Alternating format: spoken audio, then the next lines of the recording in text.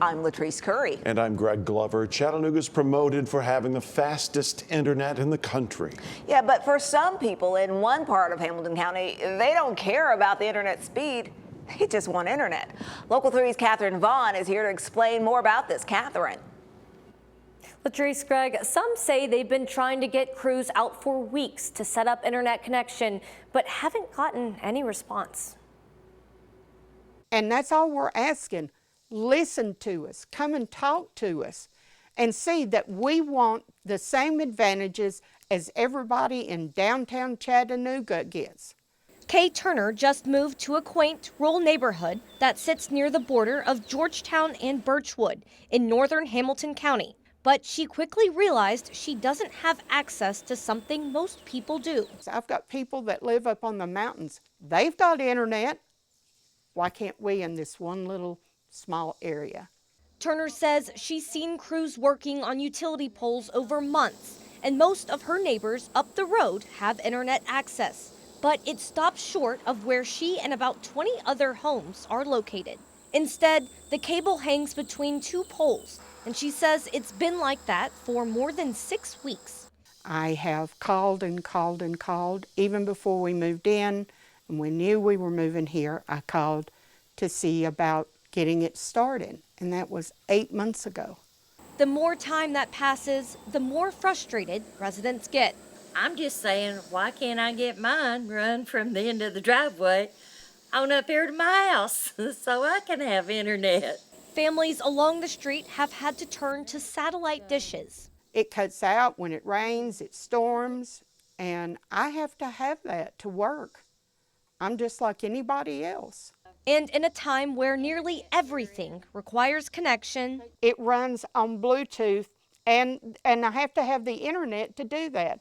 Residents say they have to keep up with the changing times. Recent broadband expansions have increased accessibility to people living outside of cities like Chattanooga. But Turner says this is something that should be guaranteed to everyone, no matter where you live. This is God's country. This is peaceful. But we need to have the internet just like everybody else. You can find more on this story at local3news.com. Greg, Latrice, back to you. All right, thank you so much there, Catherine. Well, have you seen a viral video about Chattanooga lately? Take a look at this. Welcome to Chattanooga. Come see our barracudas. We identify as granola bars. Downtown on a bike, we dodging cars. River walk down to the Coolidge. All right. Had you seen that before, Greg? I have not. Okay. Well, Logan was really excited about this. He had to show me that video. That's comedy pop duo Austin and Colin, whose Chattanooga themed song has racked up more than 700,000 views across social media since its release on Tuesday. Local 3's Logan Dubel talked with him about the story behind their Scenic City song. Whether you're brand new to the area like me or a Chattanoogan born and raised, Austin and Colin's new song is touching on dozens of places that embody the city. And of course, that includes the Riverwalk, the Choo Choo, and the aquarium. The song even takes a few satirical punches. So you might be wondering, how do they piece this together? Well, normally they partner with a city. That was the case in Franklin, Tennessee and in Rock City. Lots of research, and they told me maybe a, quote, sprinkle of the AI goes into it, but then it is into the social media stratosphere. Now, while the duo didn't officially partner with Chattanooga, they said they've always been itching to do a video here. We could have just laid back and watched Happy Gilmore 2 in our king-size beds, but we said, you know, when you get an opportunity to kind of pursue your dreams in a creative space, which we finally have after trying for a long time, we got to go and give it everything we got. You know, I've got 2 kids here, and we would love to do this for forever. So this is the goal. So when you get a chance to roll down to Chattanooga and have some fun, we go for it. They filmed the video just last Sunday, and they recorded the song in their hotel room. The duo actually met back in high school in Cincinnati, and they've been collaborating for years. They're based in Nashville and hope to take these videos as far as LA or even internationally to Dubai and make a reality show out of it. They also had one special rhyme for us here at Local 3. If you're going really fast, no need to be in a hurry. Stop and watch Local 3 News with Logan and Latrice Curry. We'll have to get them to make one of those for everybody here at Local 3. But for now, back to you. Got Okay. a shout out there. I know, but there was no music, and you noticed that Logan put himself. I was like, yeah, no, but Logan was so excited about this. So, and it really is when you look at the influencers now, and so a great deal. If it brings attention and money into Chattanooga, well, good for them. Hopefully they've had a chance to lay back in their king-size bed and watch Exactly. Happy Gilmore too, Yeah. as well as doing that. Yeah, because you said it was good. All righty. Now let's turn to Chief Meteorologist David Carnes, who maybe wants to be an influencer too. Oh, heavens, do I? Do I? Yeah. I'm just hoping to influence those around me just a little bit. Yeah. You do every day. Every day, God Carnes, bless, every God day. bless. Money talks, just remember. Yeah, sure. Quick look outside. We're looking okay. Guys, we're looking forward to the cool weather this weekend. It's going to be nice. We've got a few clouds out there. Not much in the way of rain across most of the Tennessee Valley. I say most. Take a look to the south, though. A lot of places that got up to 5 inches of rain yesterday. Somerville getting hammered with rain again. Now, it's not going to last as long as it did yesterday, but a lot of these areas had a localized street flooding, big problems with heavy rain. Again, 3 to 5 inches falling in the Somerville area of Chattooga County. Tryon had heavy rain yesterday as well, so all of that is moving through. It will be out of there within the next 30 to 45 minutes, so just hang in there. 88 Chattanooga, 91 in Dalton. It is 90 degrees in Lafayette. Still have the heat index in the mid to upper 90s, low 100s in Dayton, 102 in Dalton, 94 in Blue Ridge. And taking a look at our sky watchers checking in today in the upper 80s and low 90s. We hit 91 at Local 3, 92 in Trenton, 92 in Delano, and looking ahead to tonight, going out to the ball game, going to be dropping through the 80s, very slight chance of an isolated shower or storm. The cool air moves in tomorrow. Got your forecast coming up in a minute. All right, thank you so much there, David. Well, a big year for Siskin Children's Institute. They're celebrating 75 years of service for children with special needs. And Siskin Hospital is celebrating 35 years of helping patients regain their quality of life. Well, this morning they held a special event and live radio remote to help promote and celebrate these major milestones. Now, a number of former patients stopped by, including me, to talk with Jet and JR about what Siskin has meant to them or their family and how it helped them get their life back. And coming up on August 23rd, the highly anticipated Siskin Star Night Diamond Anniversary celebration will help them continue their life-changing work and mission in our community. Well, the Chattanooga Zoo is mourning one of their calmest residents. Coming up on Local 3 News at 5:30, why the zoo says they had to say goodbye.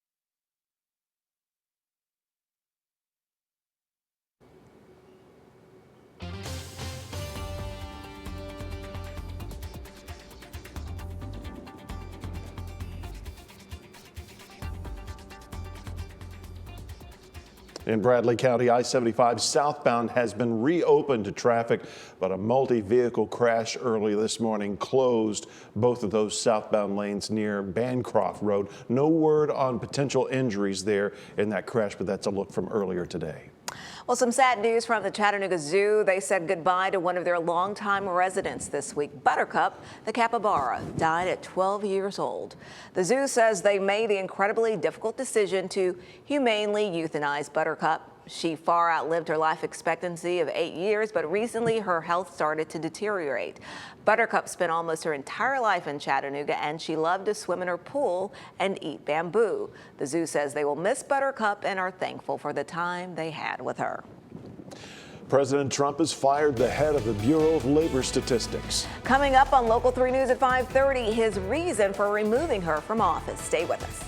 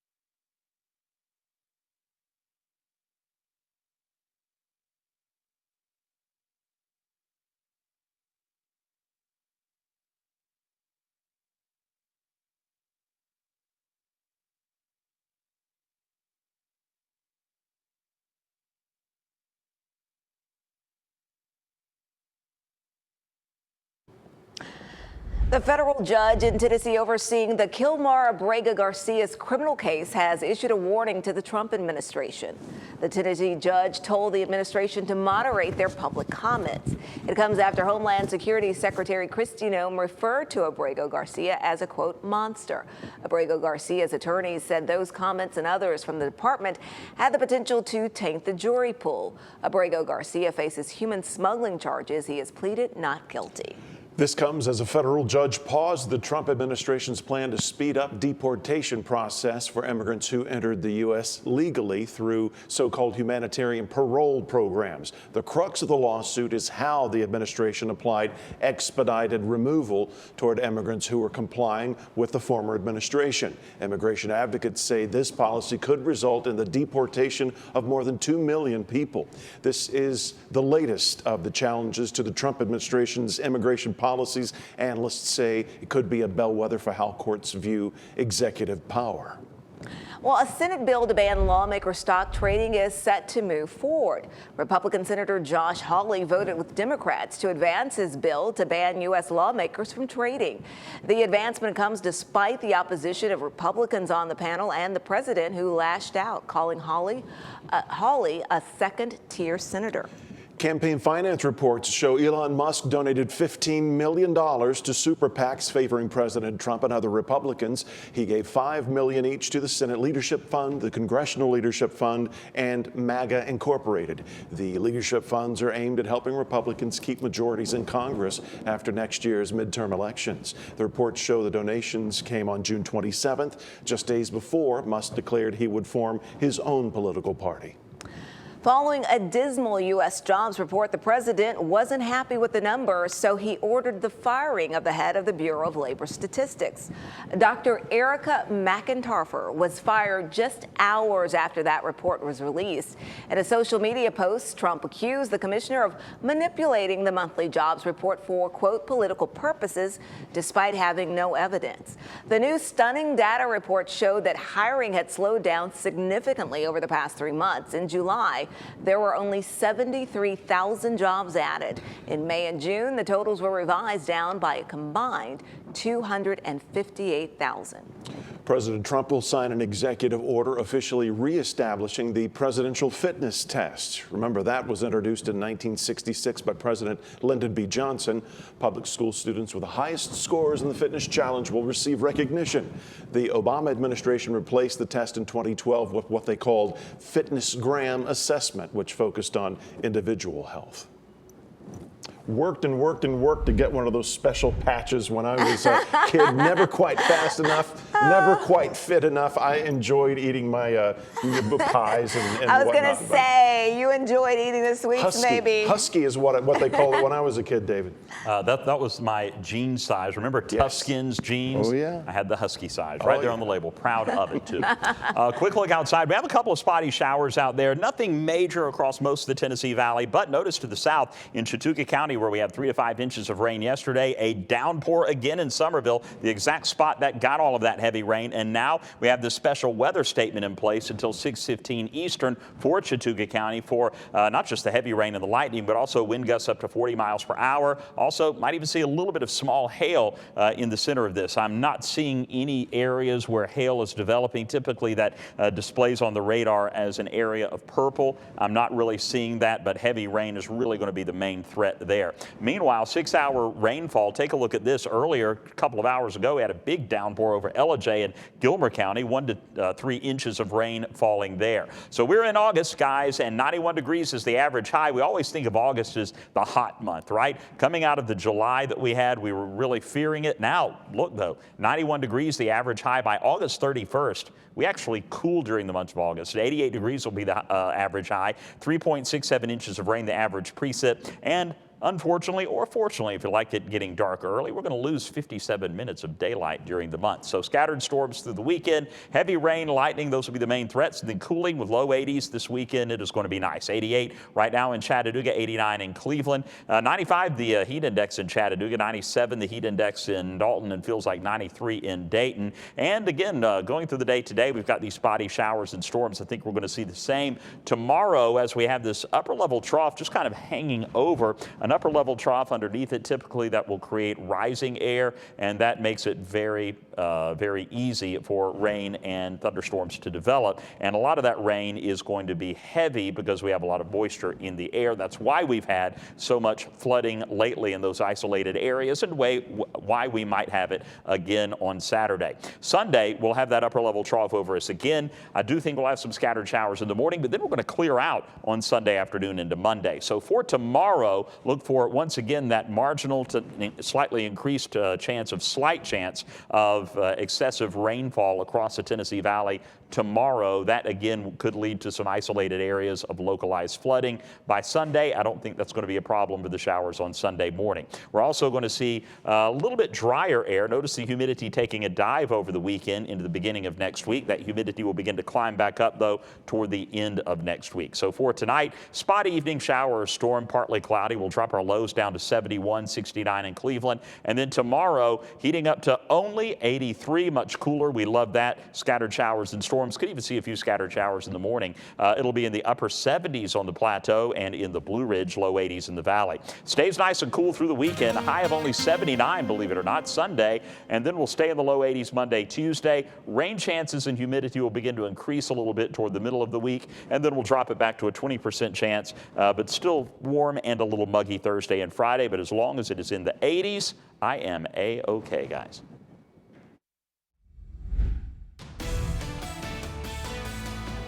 A suspected nurse is behind bars right now on charges of fraud that span all across the nation. How local investigators here in southern Tennessee are linking crimes to her. That and more coming up on Local 3 News at 6.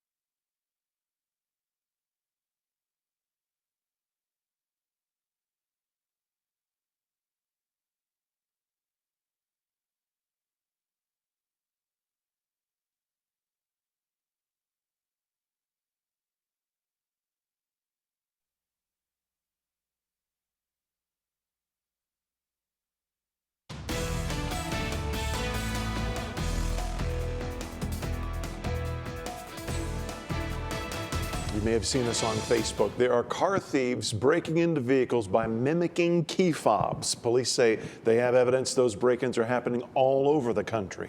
Well, our consumer technology reporter Jamie Tucker breaks down how it works and what you can do to protect yourself. It's called a relay attack, and here's how it works. They get one bad guy next to the car, another crook is following you, getting close enough to you, or maybe even inside a store. Then the bad guy next to you has the device that clones your key fob and sends a signal back to the crook that's standing next to your car. And then he unlocks it. Your key fob emits an RFID signal which unlocks the car. By cloning it, the device makes the car's anti-theft system thinks your key fob is next to it. No broken glass, no alarm. Just like you do when you return, the thief simply unlocks the car, steals whatever he wants, or even steals the vehicle. Now here's the tricky part. If you lock some cars by using the inside door lock, it prevents the fob from sending a signal. That didn't work on my vehicle. Other cars might turn off the key fob if you lock the door with a key. You should try on your own vehicle to see if it works. And if that doesn't work, you can keep your key in something called a Faraday pouch or purse. I couldn't find one in my local Walmart store, but they are available at most online retailers. These pouches block the RFID signal. You'll just have to take it out to unlock and lock your vehicle. And if you're concerned about this, you could also disable the key fob by removing the battery. These RFID cloning devices are not available in just any electronics store, but bad guys buy them online in black and gray markets, so be aware of what's going on around you. That's What the Tech. I'm Jamie Tucker. Well, Ford is recalling more than 300,000 vehicles in the U.S. due to a potential issue with their brakes. The National Traffic Safety Administration issued the recall because their power-assisted brakes can lose power while driving. That could extend stopping distances and increase the risk of a crash.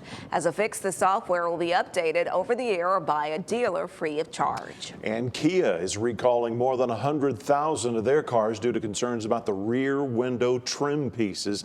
The left and right rear window trim pieces can come loose and detach, and that could cause a road hazard for other vehicles and increase the chances of a crash. Owners of impacted vehicles are advised to take those cars to the Kia dealership, and they will replace the affected part for free. A barbershop in Long Island is now known for its wacky hairstyles, all thanks to customers spinning a wheel. Look forward to this. We'll give you a look at some crazy haircuts.